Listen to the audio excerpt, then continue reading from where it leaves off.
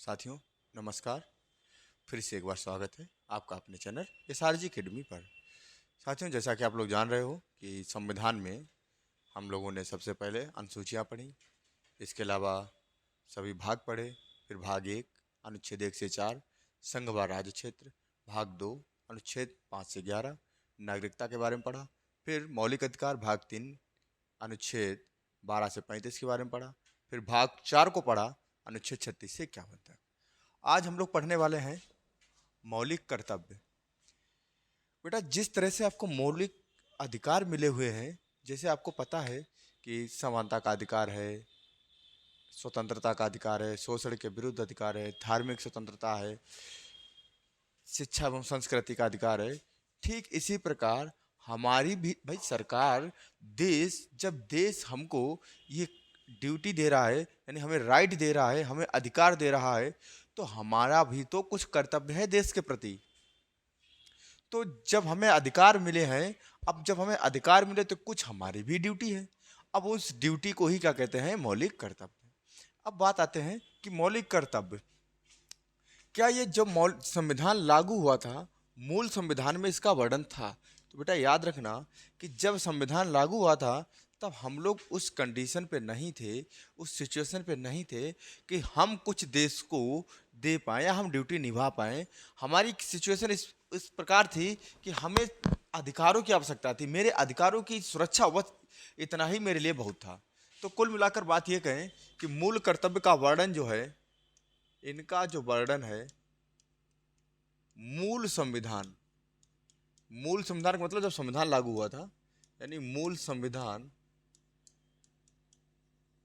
इसका वर्णन मूल संविधान में नहीं था। क्या आप मेरी बात समझे हो? यानी मौलिक कर्तव्यों का वर्णन मूल संविधान में नहीं था। अब बात आती है, हमारे देश में इंदिरा गांधी जी की सरकार बनती है। तो चूंकि इंदिरा गांधी की सरकार है, तो मैं आपको बता दूं, भारत के प्रथम प्रधानमंत्री पंडित जवाहरलाल नेहरू बनते हैं। इसके बाद जवाहरलाल नेहरू के बाद लाल बहादुर शास्त्री बनते हैं। इसके बाद इंदिरा गांधी जी बनती हैं, और इंदिरा गांधी की ही सरकार में मौलिक कर्तव्यों को जोड़ने का प्रस्ताव आता है। तो अगर हम बात करें मौलिक कर्तव्य, तो ये संविधान में, यानी संविधान में इनको जोड़ा कब गया, जुड़े कब? तो सबसे पहले अगर हम बात करें इनको जुड़ने की लेकर अगर बात करें, तो 42वें संविधान संशोधन 1976।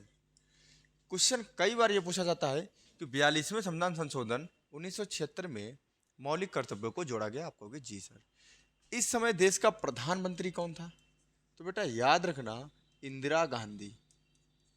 इस समय देश का प्रधानमंत्री कौन था? तो आप कहोगे सर इंदिरा गांधी, यानी इनको जोड़ा गया है इंदिरा गांधी के समय। अब इनको क्यों जोड़ा गया? तो आपको हमने अभी बता दिया कि जब देश के हमें अधिकार मिला है तो हमारी भी ड्यूटी है। ठीक है, क्या इनके आधार पर किसी को जेल भेजा जा सकता? ऐसा कोई प्रावधान नहीं है। तो 42वें संविधान संशोधन 1976 में और इंदिरा गांधी के समय जोड़ा गया। अच्छा, अब अगला क्वेश्चन एक और बनता है यहाँ पर कि किस भाग में जुड़े हैं, यानी तो याद रखना भाग 4 व अनुच्छेद भाग 4 अनुच्छेद 51, और दोनों भाग 4 न करके 4 का लिख दो, और 51 ना कह के आप अनुच्छेद 51 के का कह सकते हो। ठीक है, क्योंकि अब भाग 4 का कब जुड़ा? तो आप कहोगे 42वें संविधान संशोधन 1976 द्वारा। क्यों जुड़ा? क्योंकि इसमें क्या जोड़ा गया? मौलिक कर्तव्य जोड़े गए। ठीक है, आप कहोगे ठीक है।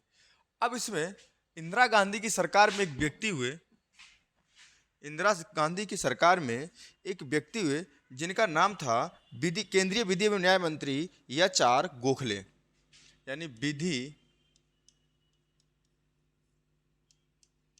एवं न्याय मंत्री, विधि एवं न्याय मंत्री एच.आर. गोखले की सिफारिश नहीं कह सकते हो, गोखले के समय, और जो समिति बनी थी, किसकी समिति? तो सरदार सवर्ण सिंह की समिति की सिफारिश पर, सरदार सवर्ण सिंह समिति, सरदार सबर सिंह समिति की सिफारिश पर। तो ये क्वेश्चन कई बार पूछा गया है कि भारत में जो मौलिक कर्तव्यों को जोड़ा गया है वो किसके समय, तो इंदिरा गांधी के समय। किसकी सिफारिश पर, तो आप कहोगे सरदार सबर सिंह की सिफारिश पर। और उस समय अगर भारत के विधि एवं न्याय मंत्री यानी कानून मंत्री की अगर बात की जाए तो ये 4 गोखले हुआ करते थे। अब आप कहोगे फिर ये नाम क्यों आया, क्योंकि जो आपका मौलिक कर्तव्य है ये कानून मंत्रालय, विधि मंत्रालय, न्याय मंत्रालय के ही अधीन आता है। इसलिए उस समय इनका अगर नाम पूछा जाए, प्रधानमंत्री का नाम तो इंदिरा गांधी, विधि एवं न्याय मंत्री तो आपको कहोगे 4 गोखले। और किसकी सिफारिश पर, तो जो सरदार सबर सिंह हुआ करते थे उस समय, तो उन्हीं के अध्यक्षता में ये कमेटी गठित की गई। क्योंकि जब कुछ नया संविधान में होता है तो एक कमेटी बनती है, समिति बनती है, तो उन्हीं की अध्यक्षता में एक कमेटी गठित की गई मौलिक कर्तव्यों को लेकर, और उन्होंने ही सिफारिश की। अब बात यह आया कि सरदार सबर सिंह ये कहाँ से लेकर आए, तो यानी हम कह सकते हैं ये प्रेरित कहाँ से थे, मौलिक अधिकार प्रेरित यानी किस देश के संविधान से लिए गए। तो बच्चों याद रखना ये जो है USSR, सोवियत संघ, सोवियत संघ। और बेटा याद रखना उस समय इसका देश का नाम था सोवियत संघ, और वर्तमान में याद रखना रूस। तो अब आप कहोगे ये क्या है, तो सुनिए, जो वर्तमान का रूस आपको दिखाई पड़ रहा है ये 1991-92 से पहले ये 15 छोटे छोटे जितने तुर्किस्तान है, तुर्कमेनिस्तान है, यूक्रेन है, इस टाइप से 15 जो देश हैं, ये कोल्ड वार हुआ था, शीत युद्ध हुआ था, वो अलग हो गए। जब ये देश रूस में हुआ करते थे तब इसका नाम हुआ करता था सोवियत संघ, और जब से जो कोल्ड वार हुआ अब ये देश अलग हो गए, तब से ये हो गया रूस। ठीक है, तो अब कई बार क्वेश्चन पूछा जाता है सोवियत संघ, तो आपको ठीक है सर ये इसी की बात हो रही है। USSR इसका मतलब इसी की बात हो रही है। रूस तो इसी की बात हो रही है। यानी मौलिक कर्तव्य कहाँ से लिए गए, अगर ऑप्शन में USSR है तो ठीक है, क्योंकि उस समय उसका नाम USSR था, या हिंदी में कह सकते हैं सोवियत संघ। और वर्तमान की अगर बात की जाए तो आप कहोगे ये कहाँ से प्रेरित है, तो रूस से प्रेरित है। तो मौलिक, अगर हम बात करें मौलिक कर्तव्य, क्या मौलिक कर्तव्यों का वर्णन मूल संविधान में था, तो आप याद रखना मूल संविधान में नहीं था। ये कब जुड़े, तो 42वें संविधान संशोधन 1976 में, 42वें संविधान संशोधन 1976 के तहत इनको जोड़ा गया है। किस भाग में, तो भाग 4 में जोड़ा गया। कौन से, इसमें का पार्टी के तहत जोड़ा गया है। ठीक है, उसमें प्रधानमंत्री कौन था, तो इंदिरा गांधी देश की प्रधानमंत्री थी। इसके अलावा अगर हम बात करें उसमें विधि एवं न्याय मंत्री कौन था, तो आप कहोगे ये 4 गोखले हुआ करते थे, ये भी आप कहोगे। किसकी समिति पर, यानी जो मौलिक कर्तव्यों संबंधी जो समिति बनी थी उसका चेयरमैन कौन था, सरदार सबर सिंह। इन्होंने किस देश के संविधान को पढ़ा, तो रूस के संविधान को पढ़कर और मौलिक कर्तव्यों को जोड़ा गया। किस अनुच्छेद में, तो आप कहोगे अनुच्छेद 51 के का पार्ट में जोड़ा गया। अब देखिए मूल मौलिक कर्तव्य,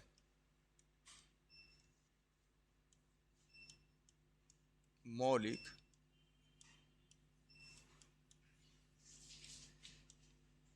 कर्तव्य की संख्या, देखिए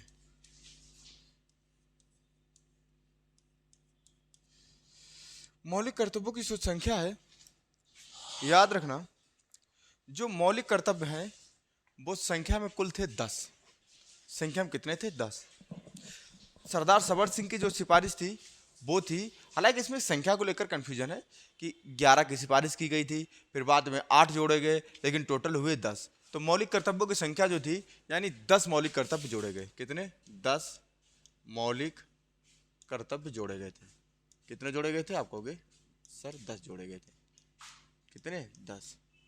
लेकिन याद रखना 86वें संविधान संशोधन 2002 के तहत 2 में 11वां मूल कर्तव्य, 11वां मौलिक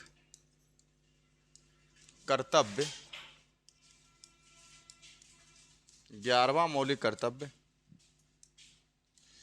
शिक्षा का अधिकार, शिक्षा का अधिकार। कौन सा, 11वां मौलिक कर्तव्य शिक्षा का अधिकार जोड़ा गया। यानी शिक्षा का अधिकार कौन सा, 11वां मौलिक कर्तव्य जोड़ा गया। अतः आप कह सकते हो कि 86वें संविधान संशोधन 2002 में 11वां मौलिक अधिकार, अतः अब कुल मूल कर्तव्य, कुल मौलिक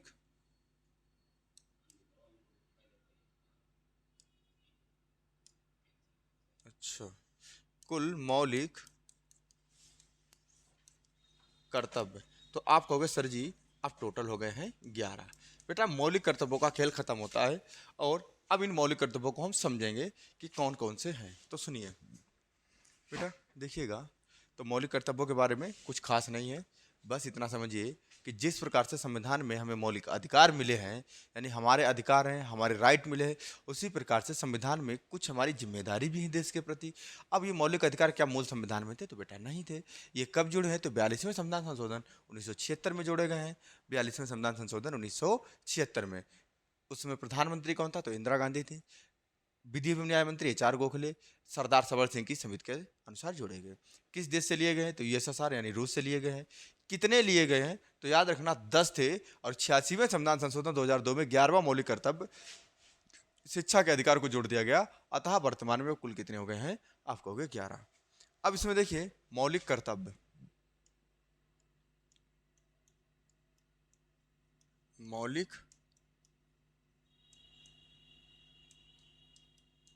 कर्तव्य। तो देखिए अगर हम बात करें पहला, तो आप कहोगे जी सर बताइए। तो जैसे पहला तो आपको सबको ही पता है कि संविधान का पालन करें।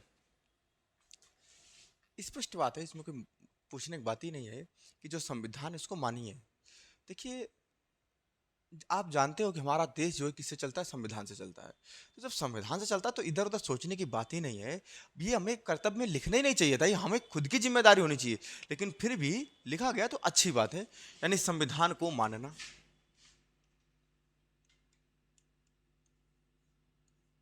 संविधान को मानना तथा उसमें दिए गए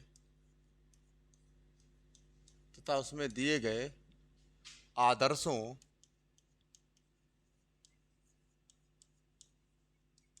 तथा उसमें दिए गए आदर्शों,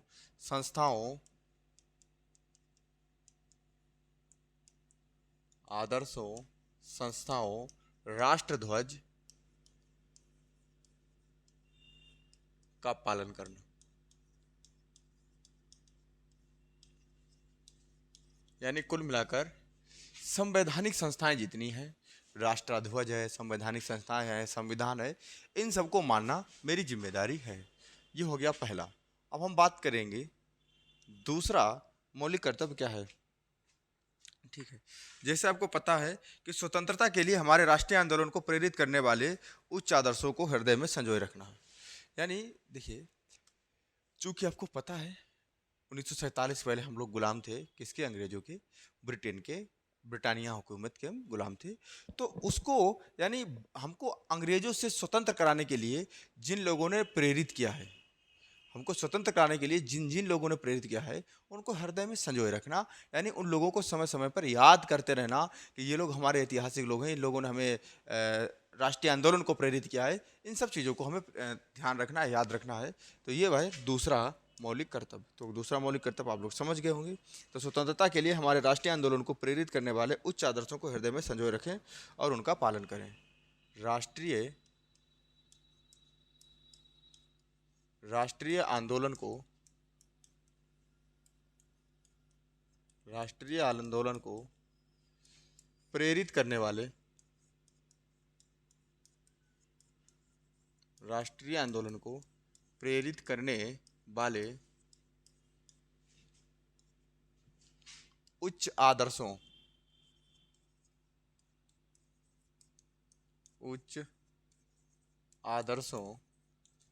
को हृदय में संजोए रखना। हृदय में संजोए रखना और उनका पालन करना। और उनका पालन करना। ठीक है, और उनका पालन करना। अब हम बात करेंगे तीसरे मौलिक अधिकार को लेकर कि भैया तीसरा, सॉरी मौलिक कर्तव्य, तीसरा मौलिक कर्तव्य क्या है? तो आपको कहोगे सर जी, भारत की संप्रभुता, एकता और अखंडता की रक्षा करें और उसे अक्षुण्ण बनाए रखें। यानी मैं कह सकता हूं कि भारत की एकता, भारत की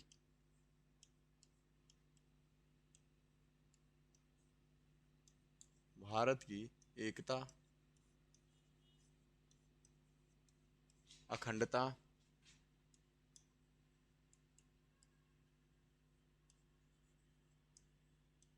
की रक्षा करें। भारत की एकता अखंडता की रक्षा करें और उसे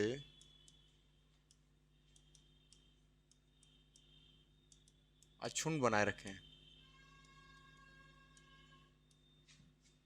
बनाए रखें।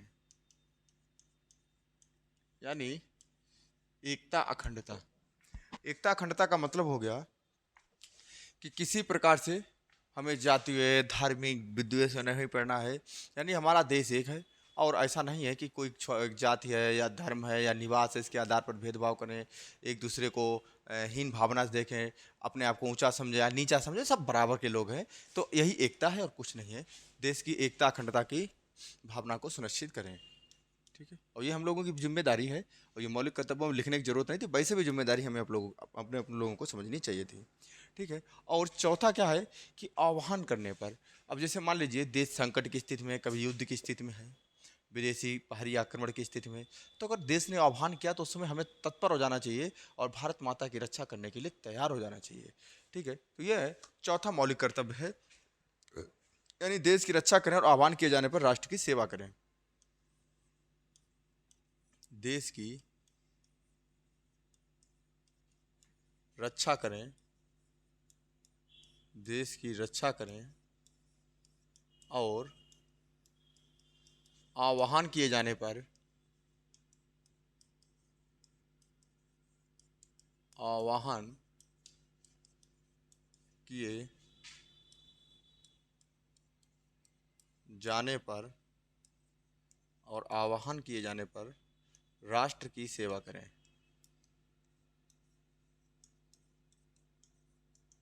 राष्ट्र की सेवा करें, आह्वान किए जाने पर राष्ट्र की सेवा करें। अब हम बात करेंगे पांचवें, अब हम बात करेंगे पांचवें मौलिक कर्तव्य की तरफ चलते हैं कि भारत के सभी लोगों में समान भ्रातृत्व, यानी भाईचारा है, समरसता है, एकता है, यानी समानता, यानी एक दूसरे से मिलजुल के रहें। बस ये इसमें है, काफ़ी लंबा है, हम बहुत ज़्यादा नहीं लिखेंगे। तो देश के सभी लोगों में, देश के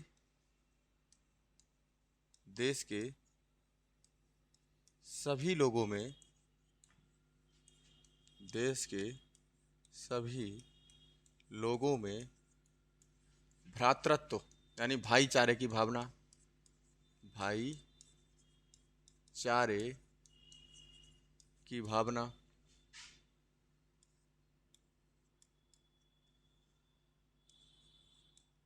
भाईचारे की भावना, समरसता, समरसता, भेदभाव मुक्त, भेदभाव भेदभाव मुक्त वातावरण बनाना। सिंपल सी बात है। यानी कुल मिलाकर आपसी भाईचारा निभाना, यानी पहले आपको एकता और अखंडता की बात की गई, फिर इसके बाद देश की रक्षा की, भाईचारे की बात की, यानी कुल मिलाकर राष्ट्र सेवा, यानी देश सेवा, राष्ट्र निर्माण में आप लोगों की सहयोग की बात की गई है। किसमें? तो आप कहोगे पांचवें में, यानी पांचवा मौलिक कर्तव्य हो गया। अब अगर हम बात करें छठे मौलिक कर्तव्य की तरफ मूव करते हैं। कौन सा? छठा मौलिक कर्तव्य।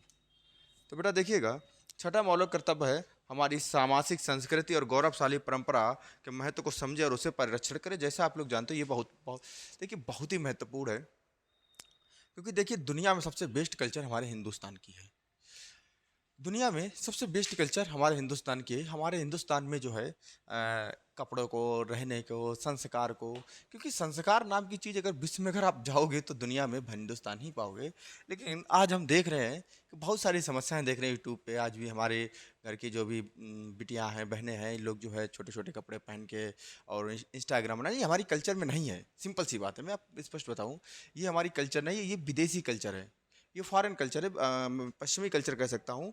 और इसको हम बिल्कुल भी हिंदुस्तान की कल्चर बर्दाश्त नहीं कर सकती है, लेकिन फिर भी तुम लोग करते हो। और अनुच्छेद, जबकि अनुच्छेद नहीं कह सकता, छठा मौलिक कर्तव्य है कि हमारी कल्चर क्या है, हमारी कल्चर जो है उसकी रक्षा करें, परिरक्षा करें और उसको हिसाब से हम चलें, जबकि दुनिया भारत की कल्चर को अपनाने की ओर अग्रसर है। तो अगर बात करें कि हमारी सांस्कृतिक, हमारी गौरवशाली परंपरा को महत्व को समझें। हमारी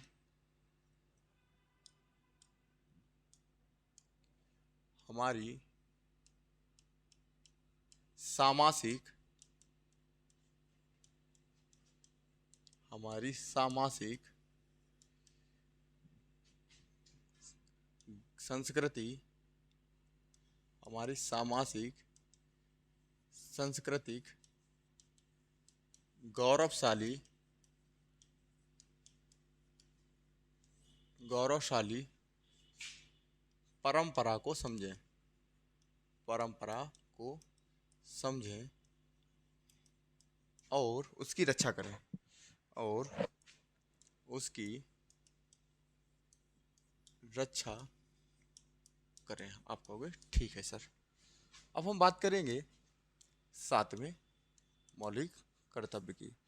तो प्राकृतिक पर्यावरण की, जिसके अंतर्गत वन, झील, नदी, इनके संवर्धन में, देखिए, यानी प्राकृतिक, मैं कह सकता हूं कि प्राकृतिक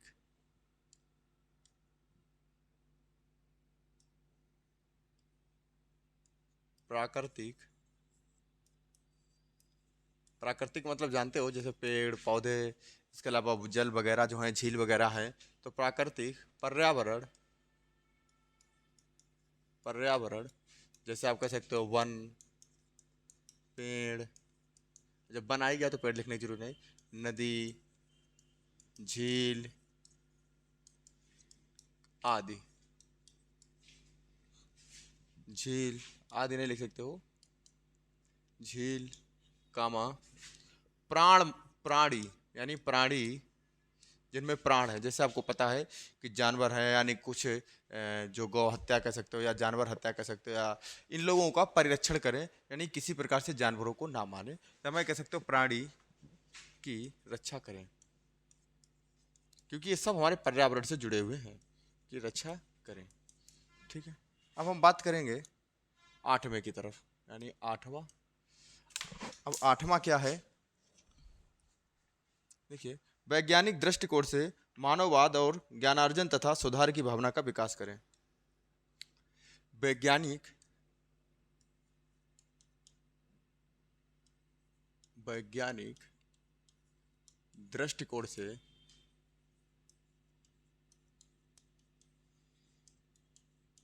वैज्ञानिक दृष्टिकोण से ज्ञानार्जन ज्ञानार्जन तथा मानववाद की भावना का विकास करें, की भावना का विकास करें। यानी वैज्ञानिक दृष्टिकोण से, यानी वैज्ञानिक दृष्टिकोण से, यानी लोगों को, यानी कह सकता हूँ कि साइंस एंड टेक्नोलॉजी को पढ़ाएं और उसमें मानववाद की भावना, यानी साइंस में, यानी वैज्ञानिक में, साइंस की दुनिया में भी मानववाद की भावना का विकास करें। इस चीज़ को लेकर लिखा गया। नहीं, वैज्ञानिक दृष्टिकोण मानववाद और ज्ञानार्जन सुधार की भावना का विकास करें, सार्वजनिक संपत्ति को सुरक्षित रखें और हिंसा से दूर रहें। यानी नौवां, यानी सार्वजनिक मतलब सरकारी, सार्वजनिक का मतलब सरकारी, सार्वजनिक संपत्ति की सुरक्षा करें। सार्वजनिक, क्योंकि ऐसा माना जाता है कि जो सार्वजनिक संपत्ति होती है वो आपकी स्वयं है, ये सरकारी है, और सरकारी चीज किसी की पर्सनल नहीं होती है। तो सार्वजनिक संपत्ति की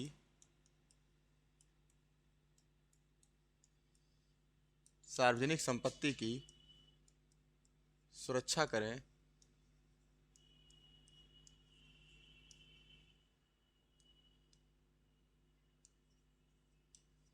सार्वजनिक संपत्ति की सुरक्षा करें और सार्वजनिक संपत्ति की सुरक्षा करें और हिंसा से दूर रहें। यानी लड़ाई झगड़ा दंगा हिंसा से दूर रहें और हिंसा से दूर रहें। और बेटा 10वां मौलिक कर्तव्य जो है आपका वो कुछ इस कदर है, आपको कि सर जी बताइए। तो देखिए 10वां है व्यक्तिगत और सामूहिक गतिविधियों के सभी क्षेत्रों में कहाँ गया, हाँ व्यक्तिगत और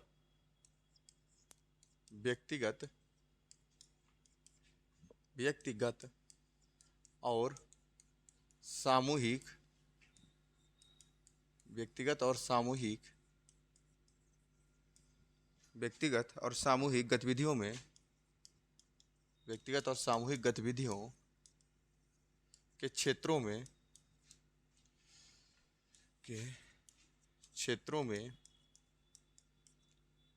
उन्नति का प्रयास करें।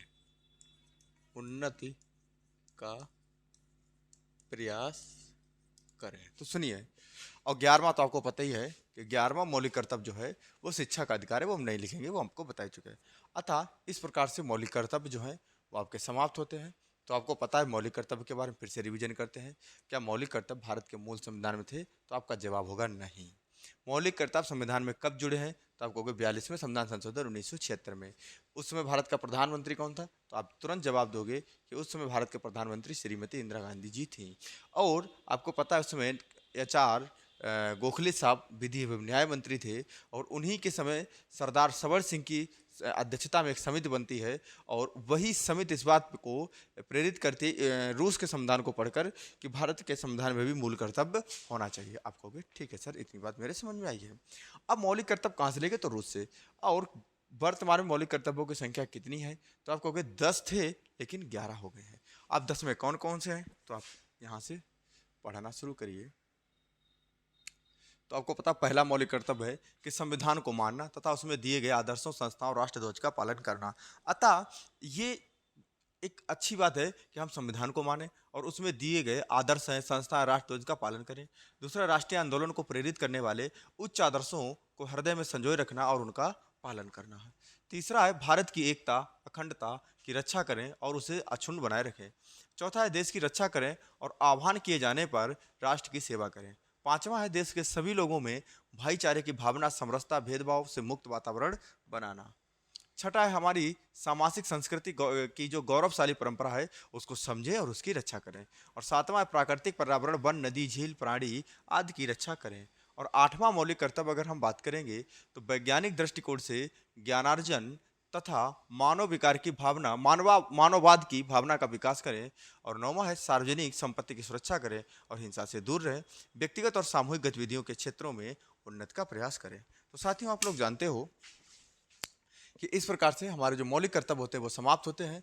और अब अगली जो क्लास होगी उसमें मैं आप लोगों को एक चैप्टर बाय चैप्टर क्वेश्चन कराने का प्रयास करेंगे। प्रीवियस ईयर पर आधारित यहाँ तक कि मैं पीसीएस तक के क्वेश्चन जो है वो लेने का प्रयास करूंगा और आप लोगों के सामने सारे क्वेश्चन बहुत ही जल्दी लेकर आने वाला हूँ। अगली क्लास संभवतः क्वेश्चन की ही होगी। और अब हम लोग एंट्री करेंगे संघ की कार्यपालिका यानी राष्ट्रपति की तरफ एंट्री करेंगे, केंद्र सरकार की तरफ। आज के लिए यहीं पे थैंक यू।